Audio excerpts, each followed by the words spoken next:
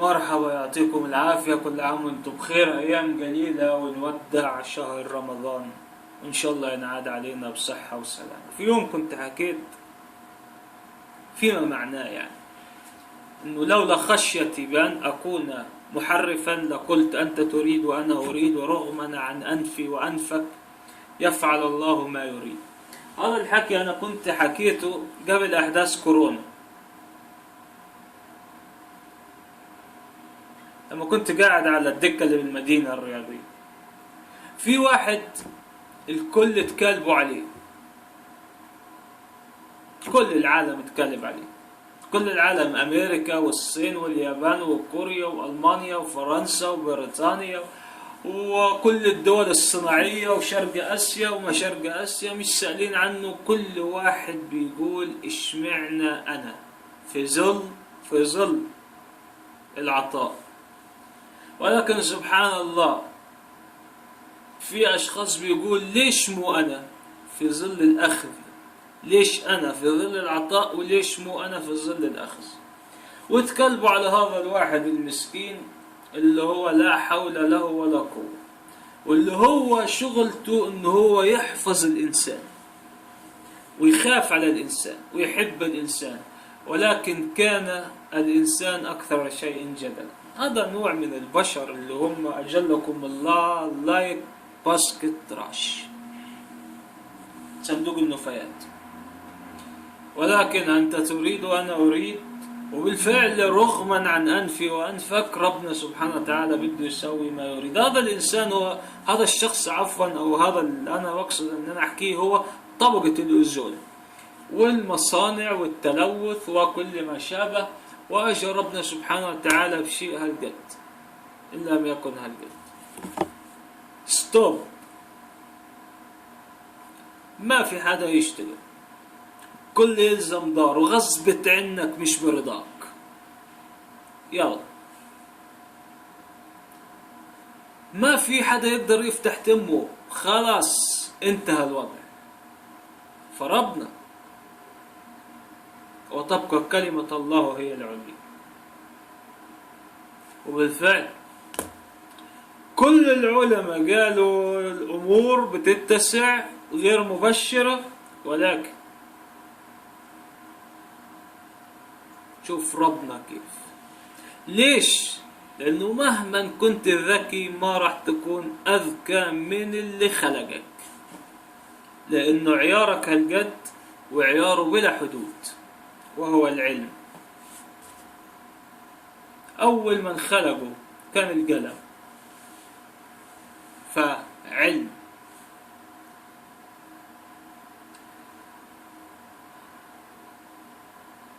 قبل فترة قاعد بقرأ في القرآن لأنه شهر إسلامي، في واحد مر من قدامي: محمد انت بأي جزء؟ قلت له بالجزء 25. ضحك وقال لي ده أنا مخلص من زمان. ضحكت وقلت له ما هو أنا ما بقرأ علشان أخلص، أنا بقرأ مشان أفهم. من السبحانية علم سواء أشيت أم أبيت، 7 قوانين بيحكم الكون، وين ما تروح محاصر. بهات مو بهات.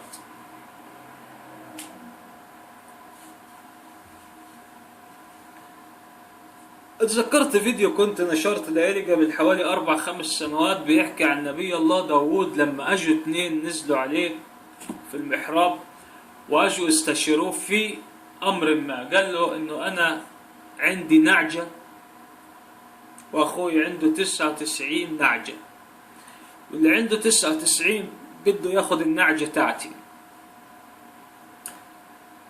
سمع من واحد، ما سمعش من 2. حكم، بطل حكم، اختفوا من قدامه. فأدرك وقتها انه هذا كان اختبار من الله سبحانه وتعالى. من 2 مش من 1. هاي كلمة طاء عين نون، طاء عين نون، مبينة قدامك ان هي طعن، ولكن لو قربت راح تلقى ضمة فوق الطاء وراح تلقى فتحة هون فوق الطاء. فهون شيء أقل من الحرف غير مفهوم الكلمة كامل. ولذلك دائما اقترن فهذا هو اللي بيميز الصادق عن الكذاب، إن الكذاب حكي طالع من هون، بينما الصادق حكي طالع من هون.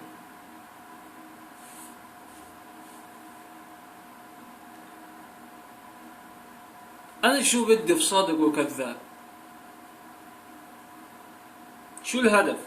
الهدف لما جيت حكيت فلسفة بناء المحيط، إنه كل إنسان لازم يكون في له محيط لحتى يتكامل به ويتفاعل معه، ولكن داخل إطاره الطاقي الصحيح اللي هو الإيجابي مو السلبي.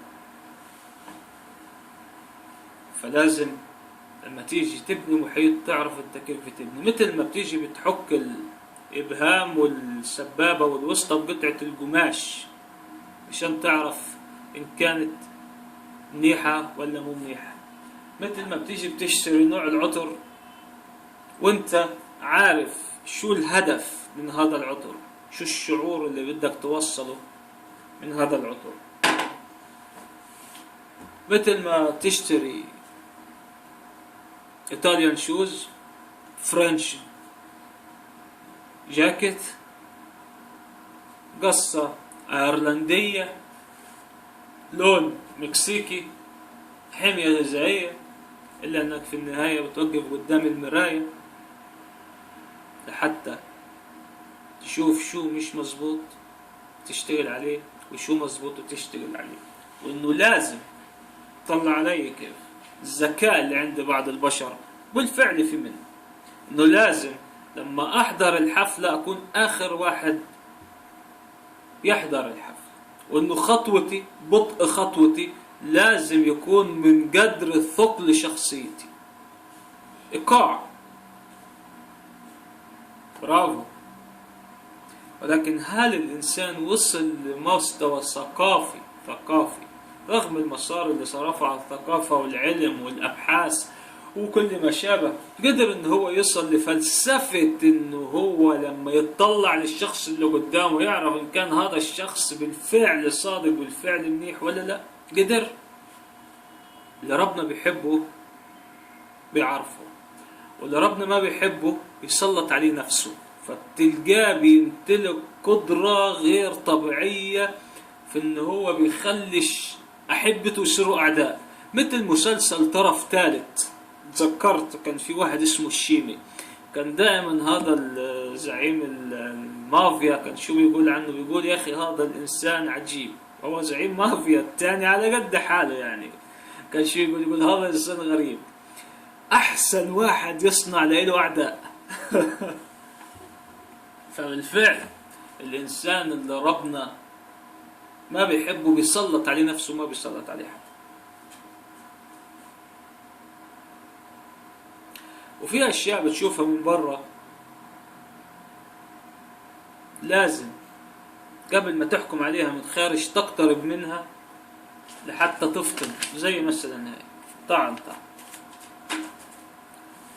كل إنسان فيه الشيء المحترم والشيء الغير محترم، هاي هي شيء لابد منه. وهذا اللي أثبت الصراع التراجيدي في الفلسفة الشخصية التراجيدية، واللي أثبتوا علماء النفس إن كل إنسان في جواه الخير وفي جواه الشر. والخير اللي هو الوفاء، الإخلاص، الحب، الأمل، التفاؤل، المساعدة، كل ما شابه، والشر اللي هو الكذب والخديعة والداء وكل ما شابه. ولكن في إنسان ماسك هذا الأشياء العطلة حبسها جواه وبيعرف وقت ما يطلقها بأي توقيت. وفي أشخاص طلقنها على الله وخلق الله. يعني مثال، في عسكري ممكن يعصى أمر القائد تبعه في التدريب عقابه بيكون هالقد، ولكن لما يجي يعصاه في أرض المعركة عقابه بيكون كيف؟ مختلف. إنسان وقع تحت فعل المشاجرة عقابه بيكون هالقد. إنسان تحت جرم قتل عقابه بيكون أكبر، مع أنه هاي مشاجرة وهاي مشاجرة. إنسان مثلا، وهذا أعصى أمر وهذا أعصى أمر، إنسان مثلا نقل حكي ما بين الأشخاص وبعضهم البعض بطل إنه هو يكون صديق. إنسان نقل حكي في ظل دولة من معلومة لمعلومة أصبح خاين. فكل اشي له اشي. الذهب بيلبسوه الأغنياء، فأنت شايفه من قدامك ذهب، لكن في أشخاص ممكن تلقاهم من قدامك شيء من الظهر، يعني مثلا في أشخاص تلقاهم قدامك واو، ولكن لما تيجي بتقرب منهم بتلقاهم انسى الموضوع، تنخدع، ذهب قشرة يعني. وفي أشخاص بتلقاهم من برا أقل من عاديين، ولكن لما بتقرب منهم بتلقاهم سبحان الله. لطالما آمنت بأن اللؤلؤ بقاع المحيط، وإنه الجواهر اللي هو المرجان والياقوت والهاي الماظ في المستنقعات، بنيجي بنلقى اللؤلؤ والمرجان اللي بقاع البحر والمستنقعات وهيك، لما بيجي بيتنظف وبيقعدوا يتحايلوا عليه، ممكن تصل التحايل لشهر تحت النار لحتى يحطوه بخاتم أو بتاج أو ما شابه، تلقى هذا النوع من الجواهر مع الملوك والأميرات والأشخاص اللي هم فوق، اللي بيعرفوا كيف يقيموا الشيء. ففي إنسان بقرة ما بيعرف يقيم أجلكم الله، وفي إنسان بيعرف يقيم. وهذه هي الفلسفة اللي قصدتها من خلال التقاء الحدث مع الصدفة وتلقائية ردود الأفعال. الحدث مع الصدفة كان فيه له معي قصة شخصية دبلوماسية بتمر من قدامي مرة واثنين وثلاثة وأربعة، وأنا قاعد دائما داخل إطار معين بقرأ مثلا أو بكتب موضوع أو بحكي نظرية، بيفوت بيعدي مثلا بيغيب ساعتين وبيرد يطلع مرة ثانية بده يثبت لحاله إنه هو صحيح.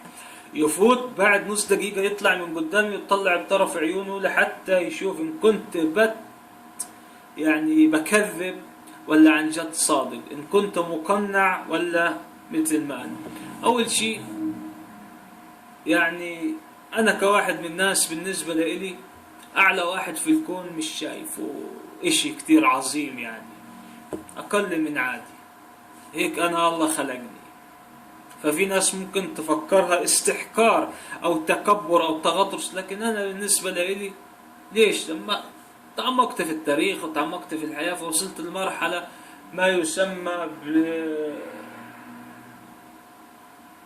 بالزهد. ولكن لا تكذب علي، لا تكذب علي، كذب بيحولني 24 درجة.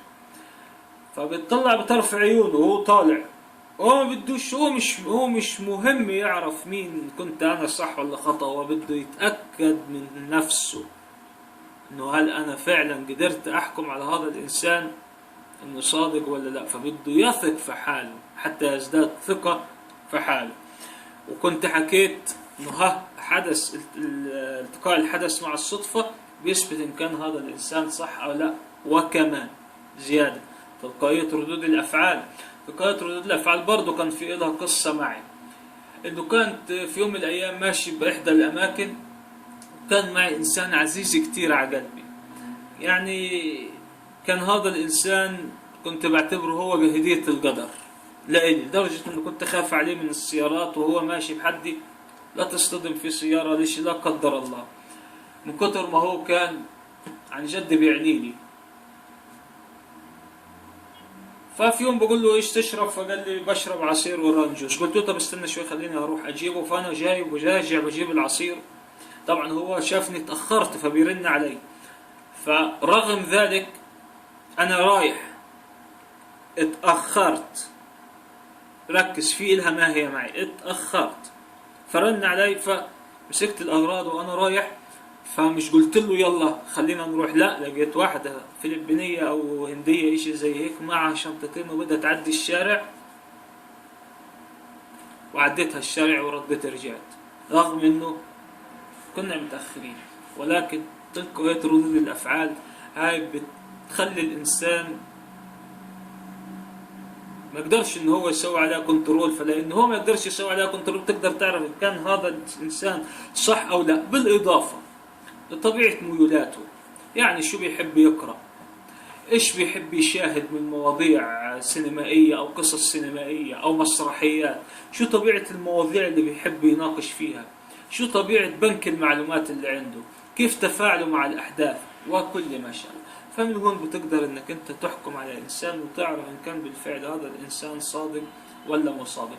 ومش كل انسان بنشوفه من الظهر كما يبدو من الخارج، وإنه العين لا تبصر بما هي ترى وإنما تبصر بما النفس ترى. كيف يعني؟ فهمني.